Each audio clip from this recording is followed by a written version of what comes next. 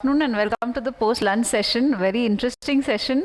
For this, I'd like to invite the chairpersons, Dr. Ajit Sawant and Dr. Sujata Patwardhan, ma'am.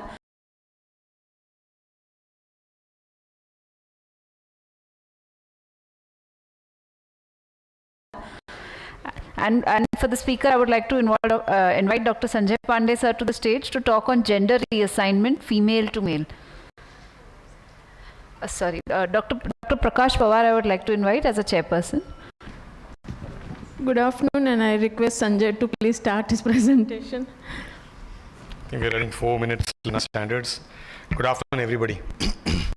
Thank you, Dr. Anita, Dr. Sanjay, Dr. Vasudeva, and the entire think tank for bringing this subject to FFUS, and we'll make it happen for you in terms of sensitizing more and not showcasing any more of surgeries on this, but gender reassignment surgery is close to my heart. 2008, when I trained with Professor Sava Perovic and then with Miroslav Djordjevic, it looked like that I could do it because I was dealing with more or less cripples in South India and Tamil Nadu before I started the program back in Mumbai.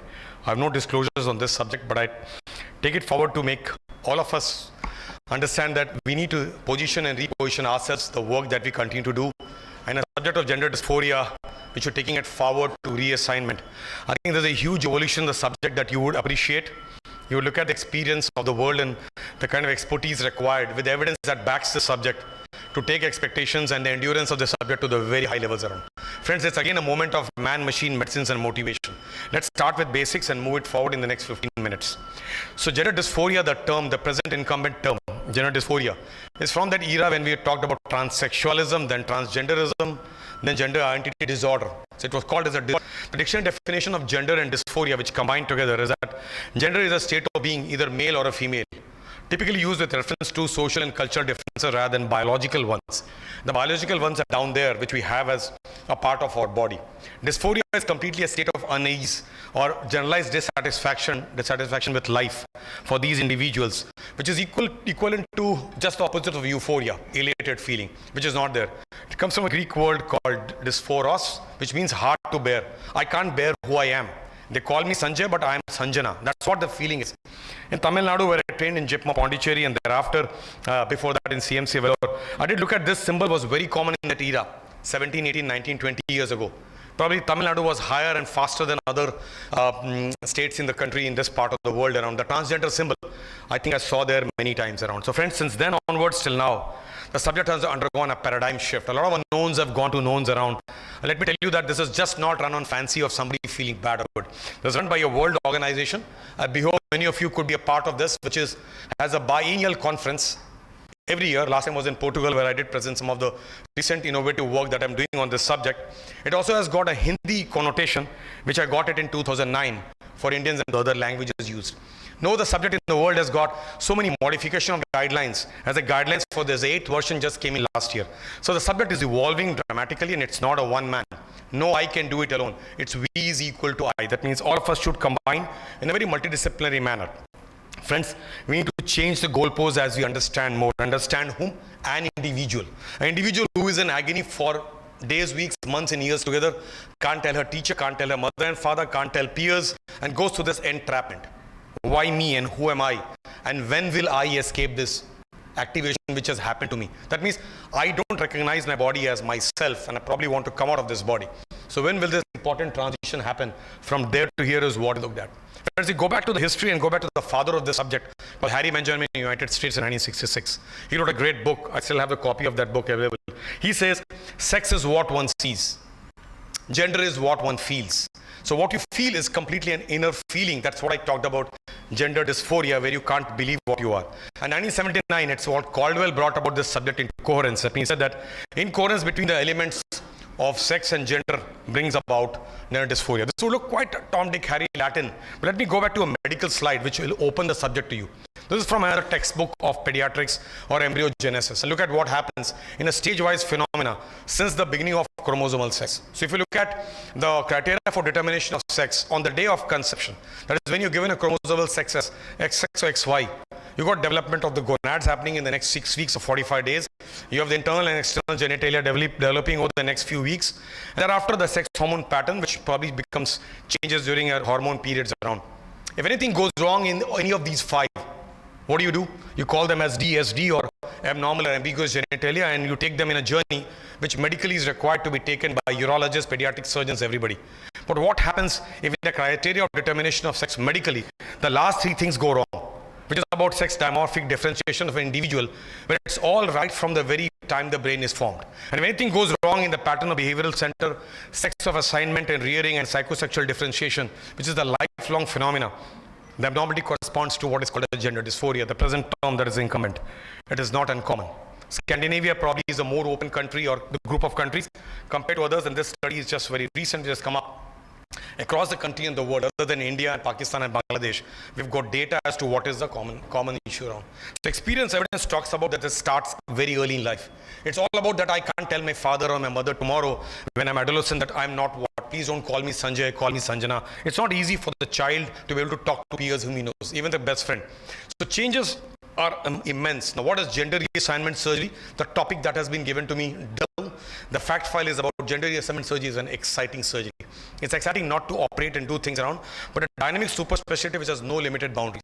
It's only going up the ladder in times that I've seen in the last 17 years. And this WPATH, or the World Professional Association of Transgender Health, which has laid down criteria which are changing and evolving with science, with complete understanding of this. So first one is, it commences as in a psychiatric certification, like you're diagnosed with a CT scan or with an X-ray or with a urine routine. The diagnosis is done not by you and me. Though I know the diagnosis, but it's done by a psychiatrist and not one. The World SOC says two psychiatrists from two different points in time should diagnose a patient by a huge list of tests to prove that this patient is a gender dysphoria. Once that is done by associate, it culminates finally in a journey, which could be a journey taken by an individual to what he wants, to finally bring about a reconstructive organogenesis as an irreversible process by doing some ablation and some reconstruction as you group itself. So friends, creation of organs need to have an aesthetic and a functional collaborate. You need to have functional organs, whatever you create in gender dysphoria, and you need to have obviously the aesthetic part of it. The art also needs flaps and grafts and also needs new organs, which actually would be the finale for the individual who wants. Now this has evolved dramatically. Look at this functional MRI. When I stimulate a male or a female in the audience, there are different areas of the brain which close, which are diametrically similar to the area. But when you stimulate a transgender individual and do a functional MRI, these are diametrically opposite. So in my language, perhaps the brain wiring has gone wrong. Somewhere, sometime during evolution, the brain wiring did take a hit. That means red and blue wires joined together. And it probably is a brain wiring where individual feels that he's entrapped in a body of somebody else. Which means a combination of various and biological, psychological factors that play in this individual, which is quite some time early in the day when it probably doesn't know, till it evolves to a point in time. Now, adjusting the body to the mind. The mind is already fixed since birth and it's wired completely. That means you can do a gender reassignment. Down there, if you make any attempts to adjust the mind to body, it's all about doing a psychotherapy, worsening him, giving rewards, punishing and committing suicides. So I was telling you that there are wires of the body and the mind is completely different. They are different people altogether. And it's not about treating the mind. It's about giving them what they deserve, which is a therapy by taking the body to the mind. And that is what is about gender reassignment. Be a male to female or a female to male. 26th of November 2019, I sat in the parliament of one of the 5 doctors who actually oversaw the law that came up in 2019 with the government of India. And I think 29th of November 2019, I gave this TED talk, which was all about it. Topic of the day is female to male, but I've done more males to females, which is probably 79 till we counted at the SIU last year. It's a single stage surgery when I do male to female, ablative and reconstructive. Ablate the organs which the individual doesn't want, which is all about the corporal bodies and the 2 testes, and create the organs which are neoclitoris, neovagina, labia majora, minora, turning into Katrina. It takes 5 hours. I think at the UCCon 2017, we took 3.5 hours. I think Harsha Bogle saved me by doing a speech in between. But I gather that this is the time I take still when I do these cases around, because there's no big rush to disassemble the penis into its component parts, make the skin as a flap, which is probably the gold standard still, where you create a skin inversion vaginoplasty, anything between 4 to 6 inches, and remove the organ which is on the right called the corporal bodies. The testes have been removed, and the urethra sometimes keep made an inlay. Just quick issue on 2 different techniques which we have evolved and which the world is doing in various techniques of vaginal atresia, or remove the organ which is on the right called the corporal bodies. The testes have been removed, and the urethra sometimes keep made an inlay. Just quick issue on 2 different techniques which we have evolved and which the world is doing in various techniques of vaginal atresia or MRK syndrome or gender dysphoria, is either could be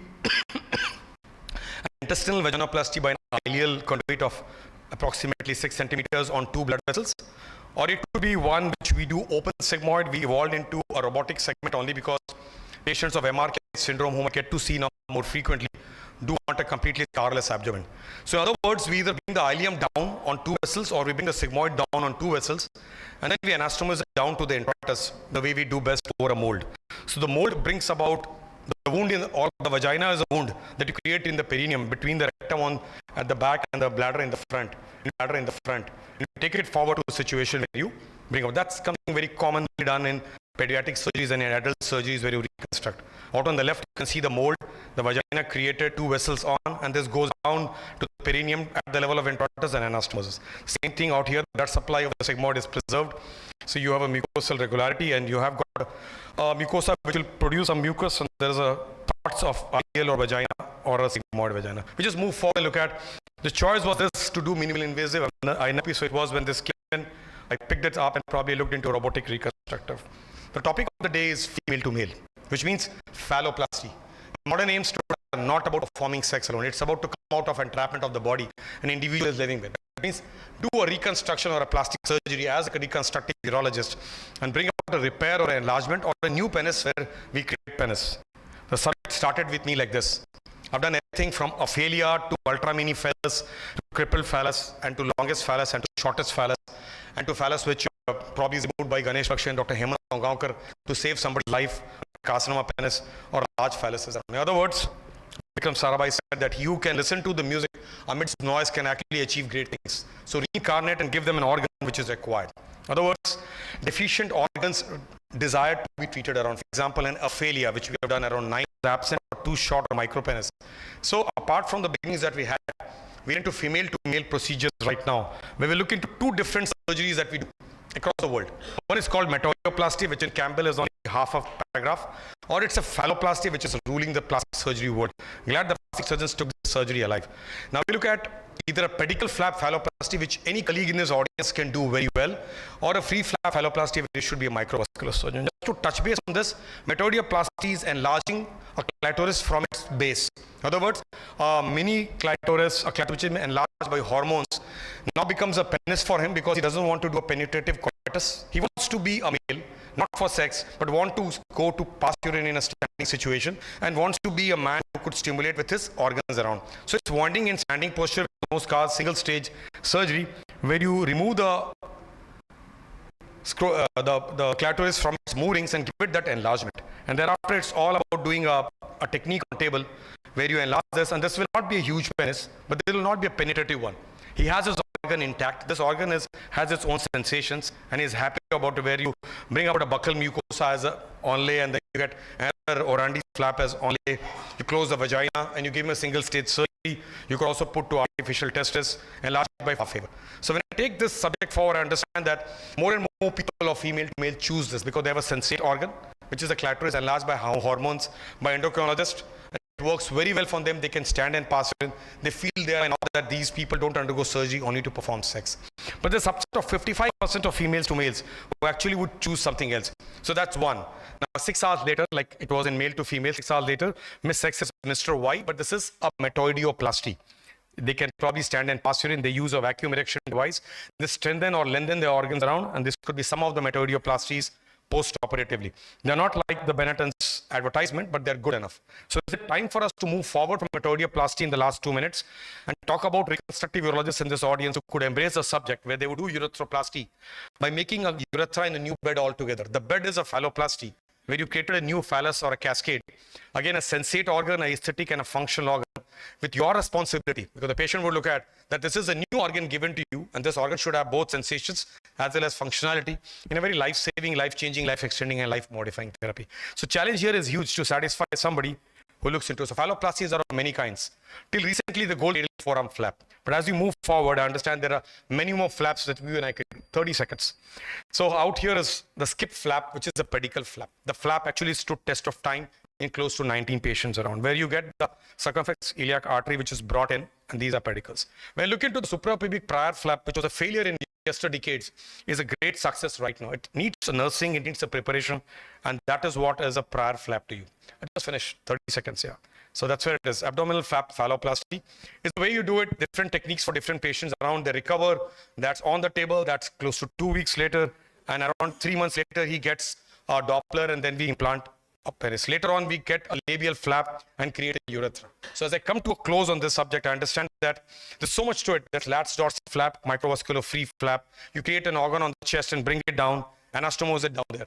After all that, there are stages about glands creation, urethra creation, implantation of processes, and don't forget, men want everything large, big, huge as they want it, but there could be a lot of complications too.